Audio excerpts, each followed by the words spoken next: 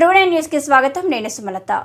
BJP మద్దతుతో municipal chairman పై CPM ఫిర్యాదు. సంగతేంటి? అవినీతి రుజువుకు సిద్ధం. సిపిఐ.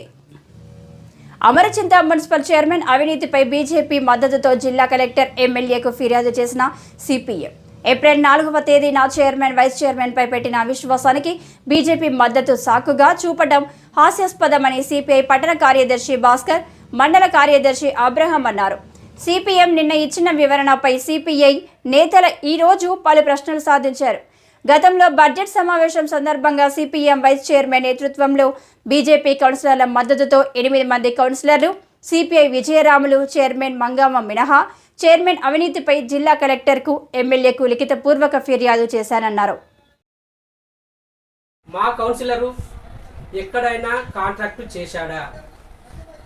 అమరచింతలో సిపిఐకి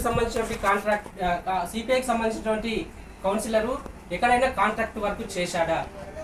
లేదా చెట్ల బిల్లులు కానీ పార్కుల బిల్లులు కానీ ఏమన్నా డ్రా చేసుకొని తిన్నాడా? ఈ విషయాలు కూడా మీ దృష్టికి వస్తే మాకు చెప్పాలి. ఇంకొకటి ఏంటంటే, ఈ రకంగా అంటే కమ్యూనిస్టు పార్టీ ఏ నిర్ణయం తీసుకున్నా మేము కలిసి నిర్ణయం తీసుకుంటాం, సమిష్టిగా ఆలోచన చేస్తాం.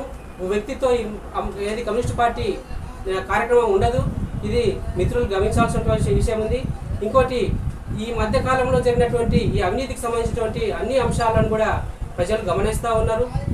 కాబట్టి భవిష్యత్తులో కూడా మేము ఏది సమిష్టిగా నిర్ణయం తీసుకొని అమరచింతలో జరిగినటువంటి ఏది అవినీతికి సంబంధించినటువంటి కార్యక్రమం కంటిన్యూగా ఉంటుంది. కాబట్టి మా పైన వివక్ష చూపిస్తున్నారని చెప్పేసి ఆమె మురికి కాలువలు తీసింది.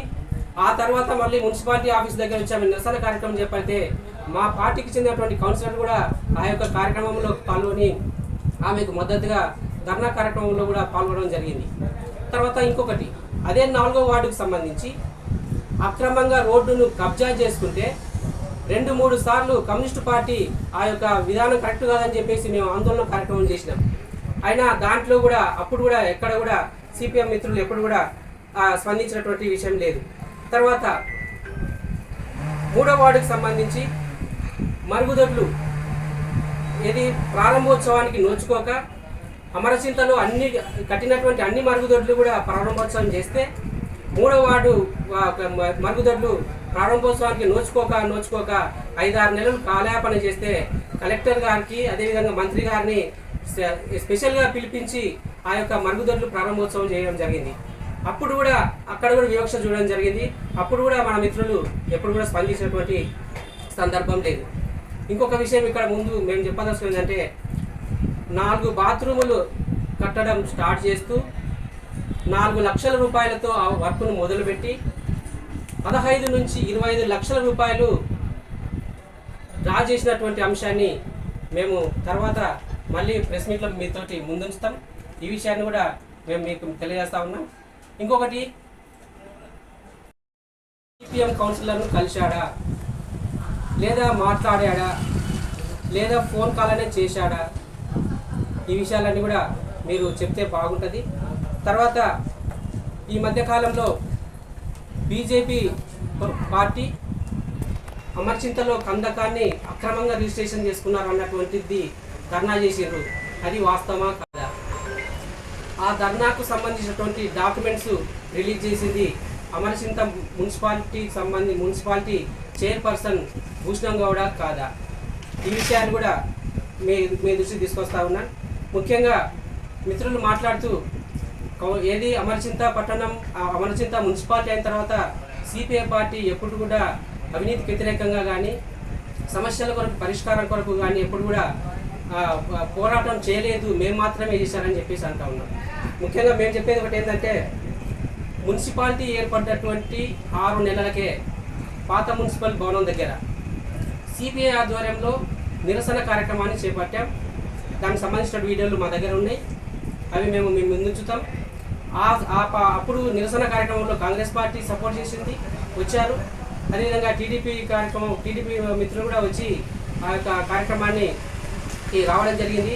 మీరు ఆ కార్యక్రమానికి ఎప్పుడైనా స్పందించారా? అదొకటి. తర్వాత మా కౌన్సిలర్ ఇంకొకటి రెండో విషయం ఏంటంటే, అమరచింతలో డివైడర్ వర్కులు జరిగినాయి. ఆ డివైడర్ వర్క్ జరిగే క్రమంలో ఇది నాణ్యత లోపాలు ఉన్నాయని చెప్పేసి మా కామ్రేడు అక్కడ మున్సిపల్ డివైడర్ రాళ్లతో కట్టాల్సినటువంటి దాన్ని ఇది మెటల్స్ సరైనది కాదు, నాణ్యత లోపాలు ఉన్నాయని చెప్పేసి ఆ రోజు అన్నాడు. దానికి సంబంధించి అప్పుడున్నటువంటి అధికార పక్షం మా పైన కేసు నమోదు చేసే ప్రయత్నం చేసింది. మేము ఎస్ఐతో గారిని అదేవిధంగా సిఐ గారితో కూడా కొట్లాడి మేము ఆ యొక్క సమస్య పరిష్కారం కొరకు మేము అక్కడ జరగడానికంటే ముందు కూడా, ఆ బడ్జెట్ సమావేశం కంటే ముందు కూడా 9వ వార్డు కౌన్సిలర్ అయినటువంటి రాజశేఖర్ రెడ్డితో తిరుపతి అదేవిధంగా అరుణాచలం పుణ్యక్షేత్రాలను దర్శించి అక్కడ ప్రణాళిక సిద్ధం చేసుకొని ఏది బడ్జెట్ వ్యతిరేకంగా అందరినీ కూడా కూడుగట్టుకున్నది సిపిఎమ్మా సిపిఐ, ఇది ప్రజలందరూ కూడా గుర్తించారు. అదేవిధంగా అవినీతి గురించి మాట్లాడుతూ ఉన్నారు. ఇంకోటి పదేగా 2 సార్లు ఒక్కి చెప్పడం జరిగింది మన మిత్రులు. ఏమనంటే మొన్న జరిగింది అవిశ్వాసమా అవినీతికి వ్యతిరేక అవినీతే అన్నటువంటి విషయాలు మాట్లాడింది. ముఖ్యంగా ఈ యొక్క అమరచింత ప్రజలందరికీ కూడా తెలుసు ఏమిటి అంటే, అమరచింతలో కోట్లాది రూపాయలు వస్తే అది అవినీతి జరిగింది. మేము దీన్ని నిరసిస్తూ 6 సంతకాలు చేసి కలెక్టర్ గారికి ఏది అవిశ్వాస తీర్మానాన్ని ఇచ్చిండ్రు అన్నటువంటి విషయాన్ని అమర్చింత ప్రజలందరూ కూడా గుర్తించారు. వీళ్ళు దీని రెండింటిని వేరు చేస్తూ మాట్లాడడం అనేది అది సమంజసం కాదని చెప్పేసి మేము చెప్తా ఉన్నాం. ముఖ్యంగా కమ్యూనిస్టు పార్టీ బీజేపీతో జతగట్టిందని చెప్పేసి అంటా ఉన్నాం. బీజేపీతో జతగట్టించింది ఫస్ట్ ఎవరు? ఆ విషయం చెప్పకుండా మాటలు దాటవేస్తూ మాట్లాడడం అనేది అది సరైనది కాదు. ముఖ్యంగా ఒకవేళ మా కౌన్సిలర్ సంతకం కనుక దాంట్లో ఉంటే మా పార్టీగా మేము చర్చించి దానిపైన నిర్ణయం తీసుకుంటాం. ఇంకొక విషయం ఏమన్నారంటే, మా సిపిఎంకి సంబంధించినటువంటి కౌన్సిలర్ను ప్రలోభ పెట్టిండ్రు, మాయ మాటలు చెప్పిండ్రని చెప్పేసి అంటా ఉన్నారు. మేము ఈ ప్రతికముఖంగా అడగదలుచున్నాం ఏంటంటే, మా కమ్యూనిస్ట్ పార్టీ మండల కమిటీ ఆధ్వర్యంలో ఈరోజు మీడియా సమావేశాన్ని ఏర్పాటు చేస్తా ఉన్నాం. ముఖ్యంగా నిన్న సిపిఎం మిత్రులు ప్రెస్ మీట్ పెట్టారు.